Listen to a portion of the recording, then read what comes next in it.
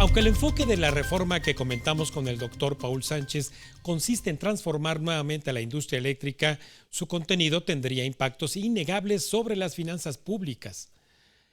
Sus ejes tendrían consecuencias profundamente negativas para las cuentas del gobierno, de ahí que sea más adecuado analizarla como una potencial contrarreforma fiscal. Este ángulo de análisis ha sido poco debatido, pero resulta fundamental para entender que las consecuencias más problemáticas que tendría la reforma se relacionan con el discurso de responsabilidad fiscal que ha promovido esta administración y que al final del día los ciudadanos nos hacemos responsables con nuestros impuestos de las decisiones que se tomen. Justamente por lo que implica en las finanzas públicas esta contrarreforma eléctrica es que lo analizaremos con un experto en la materia, el maestro Víctor Gómez Ayala, profesor del Instituto Tecnológico Autónomo de México y a quien también usted ya conoce. Muy buenas tardes, Víctor. Sí, Víctor. ¿Qué tal, Raimundo? Muy buenas tardes. Un Hola, gusto muy estar buenas tardes, contigo mi con tu querido auditorio. Víctor. Muchas gracias. Víctor, pues el ángulo fiscal es fundamental, porque tal pareciera ser como ocurre en la casa, ¿no? Dices, bueno, pues vale la pena meterle ahorita a lo mejor otro electrodoméstico, a lo mejor innecesario en la casa, y ahí vemos después cómo lo pagamos. Digo, una analogía, dicho sea de paso, sería, vamos con la reforma eléctrica, ahí después vemos con qué lo pagamos en términos fiscales.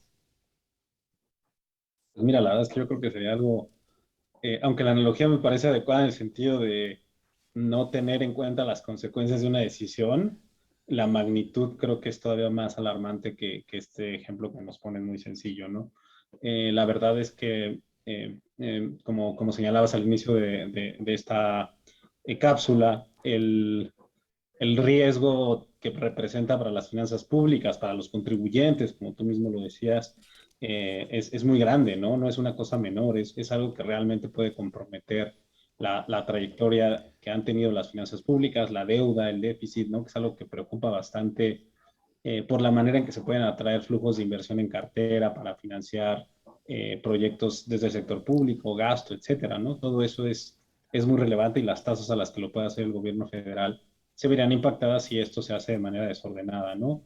Es fundamental que en el debate en relación a los impactos que pueda tener la reforma esté presente el análisis sobre el castigo que podría tener esto sobre finanzas públicas.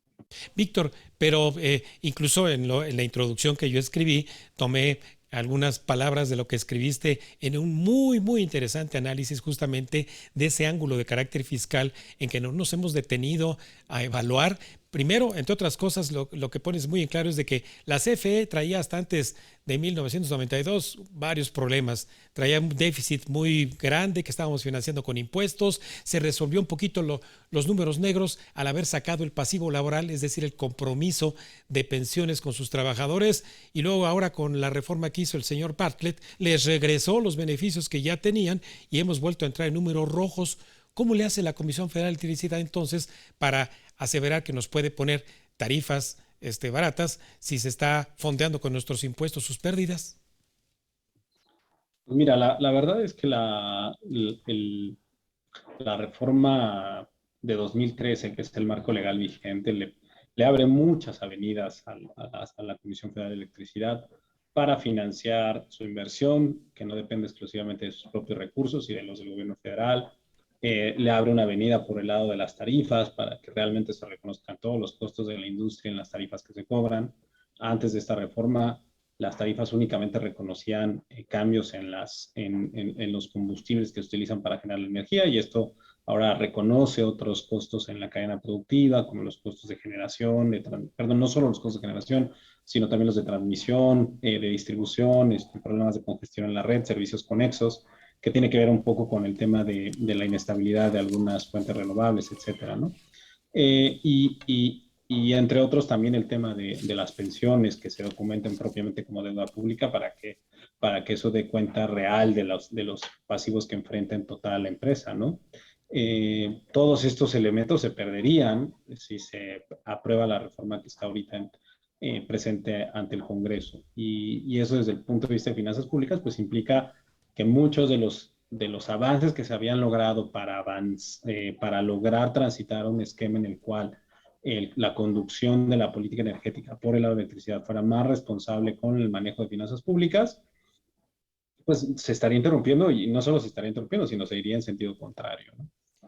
Víctor, ante esta política de este gobierno de ser austericida, es decir, una austeridad ahí, según esto, republicana, esto querrá decir entonces de que si sale adelante esta reforma va a requerir de recursos públicos que nos van a quitar a los mexicanos por darle justamente más recursos a la CFE. Pues todo depende, ¿no? Yo creo que la verdad en los casi 3 primeros años de la administración actual federal se ha hecho un esfuerzo muy importante de recortar gasto donde se pueda. Eso ha sido muy draconiano desde el punto de vista de la pandemia, desde el punto de vista de las necesidades que tienen los propios trabajadores del sector público, ¿no? Se han recortado muchos beneficios a trabajadores de todo tipo, con el discurso de que estos son hasta cierto punto privilegios, ¿no? Pero la verdad es que se ha deteriorado mucho la seguridad social y laboral de los trabajadores de base del gobierno federal, ¿no? Desde el punto de vista de retiros, desde el punto de vista de ahorros, desde el punto de vista de prestaciones. Y esto ha venido a cuenta de reducir en manera importante el gasto. Sin embargo, los huecos que se han abierto resultado de estos ahorros, ¿no? Esto que le llamas el austericidio, en lo cual coincido, pues no ha sido de una magnitud significativa para poder incrementar el gasto en otras actividades, ¿no? Entonces, hay de dos, o continúan recortando cosas que son cada vez más dañinas para el entorno de funcionamiento del gobierno federal, de la administración pública, o repercutirá en mayor endeudamiento, ¿no? La verdad es que dadas las restricciones que están en el frente del gobierno federal, pues lo más seguro es que sea una combinación de ambas, algunos recortes estratégicos, más punitivos que otra cosa, y por el otro lado, pues aumento en la carga de la deuda para poder implementar esto, ¿no? Siempre está como alternativa la incapacidad de implementarlo, ¿no? Que parece también ser una opción, al menos en lo que hemos visto en la ejecución de algunas reformas en esta administración. Víctor, hace yo creo que 2 décadas, si no es que un poquito más, generar energía fotovoltaica con los paneles solares era hablar de que 1 kilowatt, no sé, a lo mejor costaría como $100, pero hoy las inversiones privadas hacen que los costos de generación justamente en estas fuentes de energía, tanto el viento como la luz solar, sean tan baratas, ¿de acuerdo? Entonces, ¿por qué siendo tan baratas estas energías, la CFE no quiere abastecerse, de acuerdo a esta propuesta, primero de esas energías, sino de las hidroeléctricas? Y cómo es de que en términos financieros a nosotros nos lo van a traducir, según esto, en cuotas más económicas. Mira, la verdad es que se intersectan muchos temas, ¿no? Hay que reconocer como de manera muy, muy general que todo proceso de reforma tiene siempre ganadores y tiene perdedores. La reforma de 2013 tuvo muchos perdedores, muchos de ellos relacionados con las actividades que había tenido la CFE en los últimos años, algunos en el sector privado, ¿no? Algunos en las relaciones entre el sector privado y el sector público. Y lo que vemos ahorita es un intento de estos grupos que se vieron perjudicados por el proceso de reforma 2013 de recobrar parte de los beneficios que tenían previamente, ¿no? Al final de cuentas, el uso de una tecnología a otra siempre tiene una huella de carbono, siempre tiene una huella que afecta al ambiente, ¿no? Que tiene consecuencias ambientales. En mayor o menor medida esto se da en función de dónde se ejecuten los proyectos. Hay un costo asociado al desarrollo que tiene que ver con los costos sociales, ¿no? A nivel de las comunidades, de los beneficios que se reparten o no se reparten, del uso de la tierra, etcétera, ¿no? Y finalmente, desde el punto de vista de la adquisición de estas tecnologías, pues hay que ver que el mundo ha avanzado mucho en el desarrollo de fuentes de uso renovable, porque esto es más consistente con un enfoque de sustentabilidad en la explotación de la energía en el mundo, ¿no? De ahí que pues, hay un proceso de innovación reciente muy fuerte. A esto hay que añadir que, pues, efectivamente, la CFE desde antes de la reforma de 2013 había invertido en muchos activos para la generación de energía. Algunos de ellos tienen que ver con las hidroeléctricas, otros tienen que ver con otras plantas de generación basadas en combustibles fósiles. Y lo que trata un poco de hacer esta iniciativa, pues es regresar un poco a regresarle algunos beneficios a las personas, a las industrias, a los proveedores, a los agentes que están relacionados con estas energías y no tanto a los que se habían salido un poco del ámbito de control, digamos, de la CFE en el sector privado, ¿no? Pero bueno, hay ires y venires en ambos lados. Yo creo que lo importante aquí es que tenemos que tomar en cuenta el costo ambiental, sin duda, porque esto Eso es un es. tema de sostenibilidad a largo plazo. Tenemos que tomar en cuenta los costos de generación de energía y también tenemos que tomar en cuenta los costos que representa el perfil de generación para el abastecimiento de la famosa potencia o de la famosa capacidad, que es algo muy importante que va acompañado de la energía, sobre todo para consumidores industriales y grandes comercios, y lo que eso representa desde el punto de vista de ejecución en, digamos, los fierros de la red de transmisión y distribución en las ciudades. Entonces, son diferentes elementos los que hay que tomar en cuenta. No hay netos ganadores y netos perdedores cuando atraviesas todos esos elementos en el diseño de la política energética.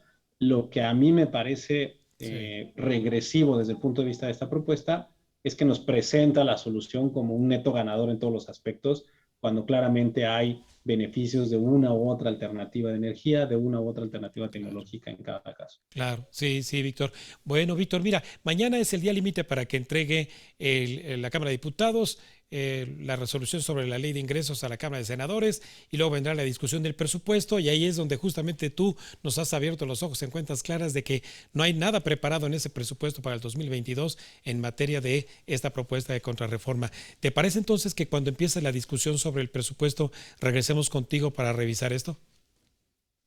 Encantado, encantado, Raimundo. El día de mañana se cumple el plazo legal para la aprobación de la ley de ingresos en la Cámara de Diputados, ¿Cómo no? a final de mes en Senado y después con gusto podemos discutir el tema del presupuesto. ¿Cómo no, Un Víctor? gusto. Muchísimas gracias, amigo mío. Y aquí entonces estaremos dándole continuidad. Encantado, Raimundo. Un saludo a ti y a tu auditorio. Gracias. Bueno, pues ahí lo tiene. Las implicaciones fiscales de esta propuesta de reforma eléctrica podrían reducir los recursos para otras necesidades de la población. Antes de ir un breve corte, le recuerdo nuestras redes sociales de la Agencia Mexiquense de Noticias para que nos siga en Facebook y en Twitter, @MX Noticias y @Raimundo Tenorio.